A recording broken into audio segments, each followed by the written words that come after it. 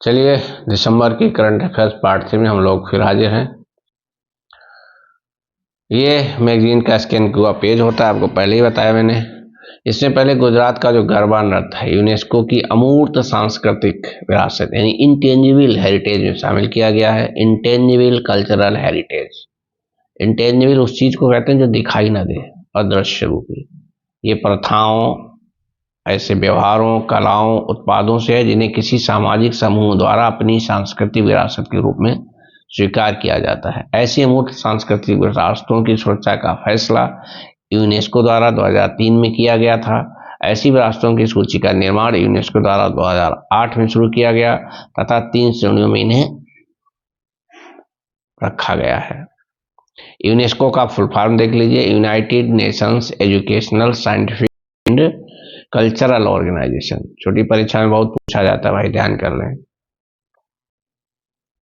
UNESCO ने गुजरात के पारंपरिक नृत्य गरबा को अमूर्त सांस्कृतिक विरासत घोषित किया।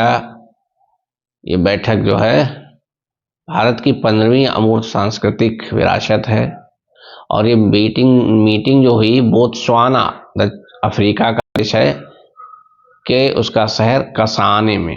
ये भी सवाल बनता है पीसीएस आरओ के लिए, बहुत महत्वपूर्ण है कि यूनेस्को की ये मीटिंग कहाँ हुई थी जहाँ गरबा को अमूर्त सांस्कृतिक विरासत घोषित किया गया, तो कसाने, बोत्सवाना में। भारत में जो अन्य चीजें शामिल हैं उनमें है रामलीला, केरल का कुट्टियम नृत्य, उत्तराखंड के सलूर व डूंगरा की रमन पूजा, पूरी भारत का छऊ नृत्य, राजस्थान का कालबेलिया समुदाय का कालबेलिया लोक नृत्य और केरल का मेडिएतु रंगमंच, लद्दाख का बौद्ध जप चैंटिंग, मणिपुर का परंपरागत संकीर्तन, पंजाब के समुदाय की पीतल व तांबे के बर्तन बनाने की परंपरागत कला, योग आदि शामिल है। चलिए देख लेते हैं हम लोग अमूर्त सांस्कृतिक विरासतें भारत की 15 कौन कौन सी हैं। ये 2023 में घोषित हुआ। बस ये अभी याद रखना है आपको, ये बस अपना थोड़ा सा नॉलेज इनहेंस करने के लिए आप देख सकते हैं ये क्या क्या कहाँ कहाँ ये सब चीजें हुई। ऐसी सूची 2008 से बनाई जाती है। बढ़िया फैक्ट है पीसीएस वालों के लिए, आरओ के लिए, पुलिस वालों के लिए। पुलिस नाम ला लूं तो भी समझ जाइए, बाराबंकी के दीपक ने यह साबित किया है कि सिपाही को भी आप हल्के में नहीं लें। यानी सिपाही जो बन रहे हैं वो बच्चे भी बहुत अच्छे हैं, वो सामाजिक, आर्थिक, पारिवारिक परिस्थितियों की वजह से उन्हें सीधे सिविल में ना जा करके एक बाईपास ले रहे हैं कि पहले उत्तर प्रदेश पुलिस में आरक्षी बन जाए, उसके बाद सिविल सर्विस के लिए ट्राई करेंगे।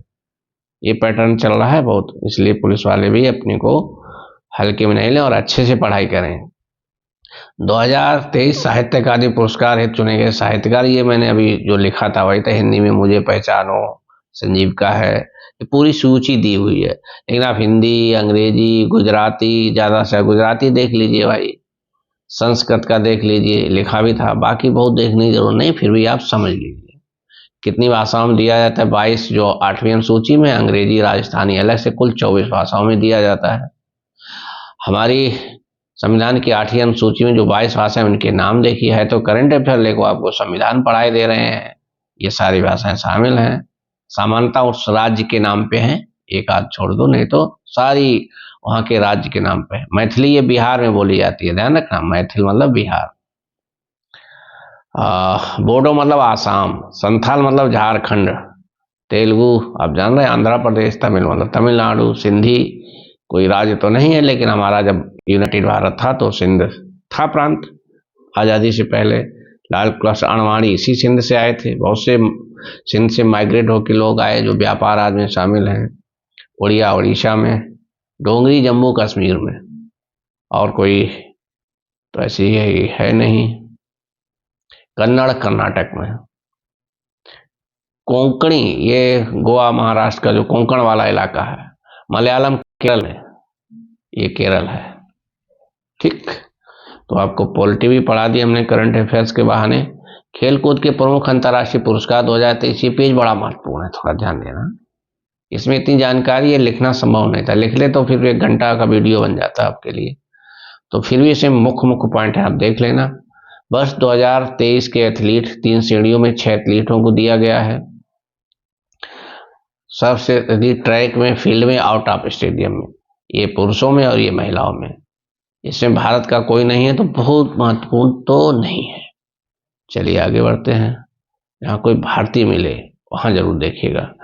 टेनिस के जो पूरे साल भर के पुरस्कार पुरुषों में नोवाक जोकोविच को मिला, महिलाओं में ईगा स्वियाटेक पोलैंड की। बस इतना ही याद रखना है, बाकी कोई जरूरी नहीं है। वर्ष 2023 के ITF विश्व championship, ITF international tennis federation के, ये भी देखिए पुरुषों में नोवाक जोकोविच, महिलाओं में आर्याना सबालेंका। बस ये थोड़ा सा याद रखना है। युगल में राजीव राम, ये भारतीय मूल के अमेरिकी हैं, ये बस ये थोड़ा सा याद रखना है आपको।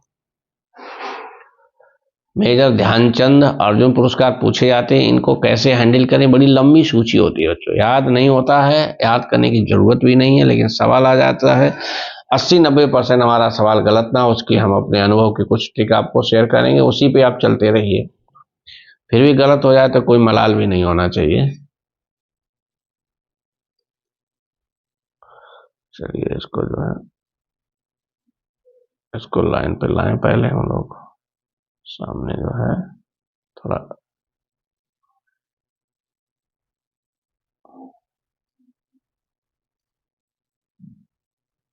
चलिए इतना ही होगा, ये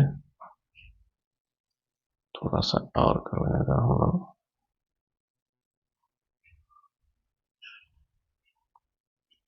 चलिए इतना ही ठीक है। देखिए मेजर ध्यानचंद खेल रत्न पुरस्कार, ये तो किसी एक या दो व्यक्तियों को दिया जाता है तो हम लोगों को याद रहता है। चलिए इस साल दिया गया है 2023 में ये दिया गया है सात्विक साईराज रैंकीरेड्डी व चिराग शेट्टी, दोनों बैडमिंटन हैं, तो ये नाम तो चलिए याद हो जाता है, याद भी रख लेना चाहिए खेल रत्न अवार्ड। लेकिन समस्या ये आती है, ये अर्जुन पुरस्कार, ये तो लंबी सूची होती है भाई, ठीक है, राशि दी जाती है और ये 26 खिलाड़ियों को इस बार दिया गया, ये भी सवाल बन सकता है। अब इसमें जो आप देख ले बहुत पॉपुलर हो, जैसे क्रिकेट में, फुटबॉल में, जो नेशनल लेवल में बहुत चर्चित रहे और जितना आप अपनी मेमोरी पे डाल सके, तो जैसे मोहम्मद शमी सबसे महत्वपूर्ण, वर्ल्ड कप में 7 मैचों में 24 विकेट लिए इन्होंने, महत्वपूर्ण है। उत्तर प्रदेश के अमरोहा जिले के हैं, तो हम यूपी वालों के लिए तो वैसे ही महत्वपूर्ण है। सुश्री आर वैशाली शतरंज है, दुनिया की भाई बहन की पहली जोड़ी, आर प्रज्ञानंदा की बहन है ये। आर प्रज्ञानंदा ने आपको पता है मैग्नस कार्लसन विश्व विजेता हुए, उनको बड़ी जोरदार टक्कर दी और खैर हारे, लेकिन फाइनल में हारे, महत्वपूर्ण है। आर वैशाली भी हमारे लिए बहुत महत्वपूर्ण है, भारत की तीसरी महिला है जो ग्रैंड मास्टर बनी है। और इधर आप कैसे देख सकते हैं, आप ऐश्वर्य प्रताप सिंह तोमर को भी देख लीजिए, निशानेबाजी में है, क्योंकि ये मेरे सरनाम के, मेरा सरनाम भी यही है, तो ये मुझसे ही रिलेट कर लीजिए, मेरा नाम ये रहा, मेरा नाम रहा, पूरा जो डॉक्यूमेंट में लिखा है वो मेरा ये लिखा है हाई स्कूल के, तो ये मेरे नाम से ही रिलेट कर लीजिए भैया, निशानेबाजी में है। बाकी आपके नाम से चलिए भैया, एक मेरे बहुत अजीज स्टूडेंट हैं नवनीत पाठक, तो उनके नाम पे एक कृष्ण बहादुर पाठक को याद कर लीजिए, हॉकी के खिलाड़ी हैं, इनको भी मिला है, ठीक है। तो ऐसे ऐसे आप रिलेट कर लीजिए, अपने आसपास कोई फ्रेंड हो, मित्र, उनके नाम पे बहुत कोई पॉपुलर है, यादव जी लोग, सुश्री प्राची यादव को ही रिलेट कर लीजिए। पैरा कैनोइंग, पैरा कैनोइंग क्या होता है, थोड़ा सर्च करिए गूगल में मिलेगा, सुश्री प्राची यादव, रिलेट करिए इनको। अंतिम पंघाल, देखिए ये अवार्ड जीता था इन्होंने पैरा में, अंतिम पंघाल को मिला है, ये पैरा मतलब विकलांग वाले में है ये। और भी जितना आप रिलेट कर पाए इजीली, बहुत रट्टा वाला काम नहीं चलेगा भैया, ये कॉम्पिटिटिव एग्जाम्स हैं, रोल नंबर और बाप का नाम बस इतना याद रहता है वहां पे, बाकी सब भूल जाता है। जो आपने BA MA high school BSc MSc की एकेडमिक परीक्षाएं दी हैं और कॉम्पिटिटिव परीक्षाओं में अंतर होता है। जो हमारी एकेडमिक परीक्षाएं हैं वो हिंदी मूवी की तरह हैं, चाहे समोसा खाते रहिए, रिश्तेदार से बतियाते रहिए, कहानी समझ में आती रहती है। लेकिन जो है ये कॉम्पिटिटिव एग्जाम बिल्कुल इंग्लिश मूवी की तरह है, जरा सी गफलत की सन्न से कहानी निकल जाएगी, समझ में नहीं कुछ आएगा। इसलिए जितना अंडरस्टैंडिंग डेवलप कर लीजिए उतना ही अच्छा रिजल्ट दे जाएंगे। रटने वाले तो फिर सटक जाएंगे। ठीक, तो जितने आप याद कर पाए, कोरिलेट कर पाए, कोई और महत्वपूर्ण हो। ये देखिए फोटो है आर वैशाली की शतरंज से, शीतल देवी पैरा तीज की, पारुल चौधरी एथलेटिक्स की, मोहम्मद शमी क्रिकेट की। चलिए आगे भी कुछ है, ये इसको हमें छोटा करना पड़ेगा। देखिए वेब टेप, स्मार्ट बोर्ड पे काम करना बच्चों बहुत इजी होता है। ये वेब टेप पेन जिसको बोलते हैं, वेब कैम पे बड़ा कठिन काम है, छोटा बड़ा। चलिए कोई बात नहीं, आप लोग अगर जल्दी से जल्दी लाइव वाले लेवल पे, यानी 1000 सब्सक्राइबर और 4000 वॉच आवर बनाते हैं तो हम लोग लाइव वाले लेवल पे पहुंच जाएंगे। जल्दी से जल्दी करिए तो हम लोग फिर और मजेदार पढ़ाई हो हमारी। विश्व बैडमिंटन महासंघ के पुरस्कार 2023 के भारत की मनीषा रामदास विश्व की सर्वश्रेष्ठ पैरा बैडमिंटन खिलाड़ी घोषित हुई। हॉकी की क्या सीन है? अंतर्राष्ट्रीय हॉकी महासंघ ने 2023 के स्टार पुरस्कार भारत के हार्दिक सिंह सर्वश्रेष्ठ पुरुष खिलाड़ी, जबकि सविता पूनिया सर्वश्रेष्ठ महिला गोलकीपर घोषित हुई। ये रहे हार्दिक सिंह और ये सविता और ये पूनिया जो सर्वश्रेष्ठ गोलकीपर घोषित हुई। ये इंटरनेशनल पुरस्कार हैं, ध्यान रखना, ये अंतर्राष्ट्रीय यहाँ के भारत के नहीं है। और उसमें भारत का खिलाड़ी जीतता है तो बहुत महत्वपूर्ण फैक्ट होता है परीक्षा के नजरिए से। ये पूरी सूची दी हुई है। हार्दिक सिंह और ये देखिए सविता पूनिया, महिलाओं में जो है सब बेस्ट प्लेयर का अवार्ड जैन डे अवार्ड नीदरलैंड की इन्हें दिया गया है।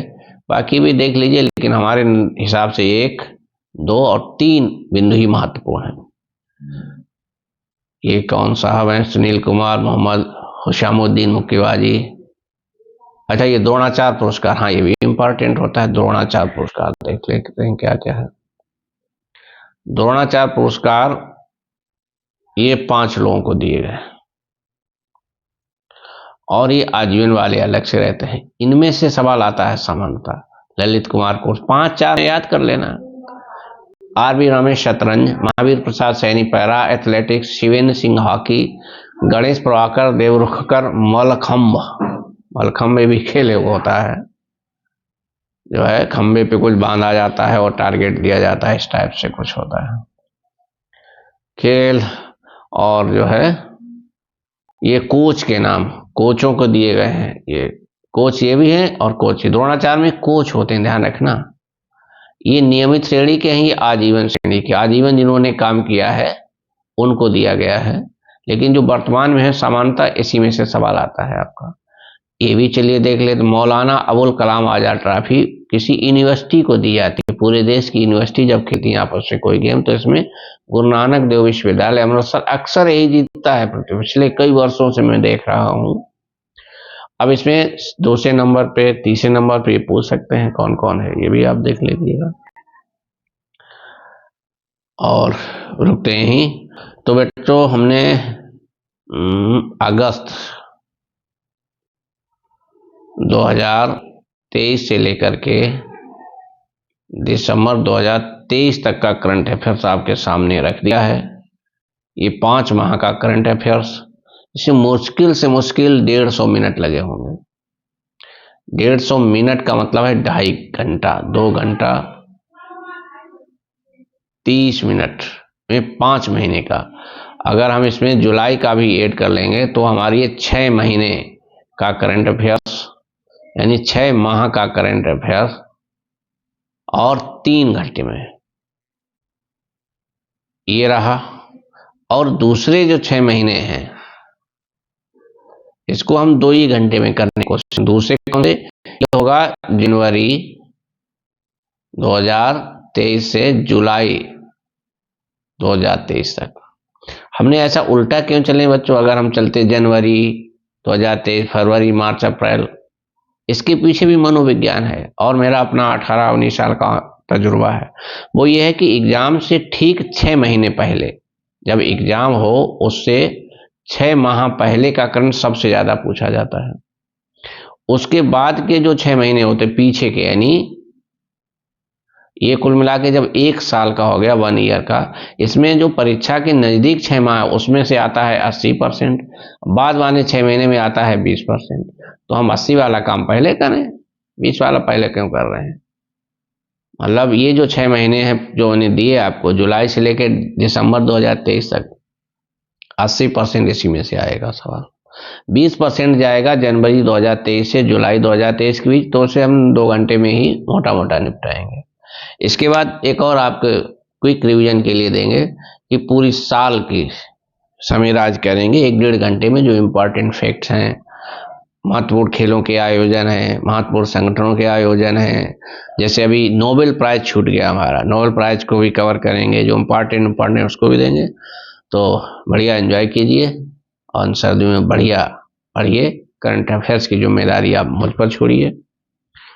कम से कम हमारे आसपास के रहने वाले लोग करंट अफेयर्स और हिंदी, अभी हिंदी पे भी जुटेंगे, अगला 4-5 दिन हिंदी पे जाएगा, हिंदी और करंट अफेयर्स।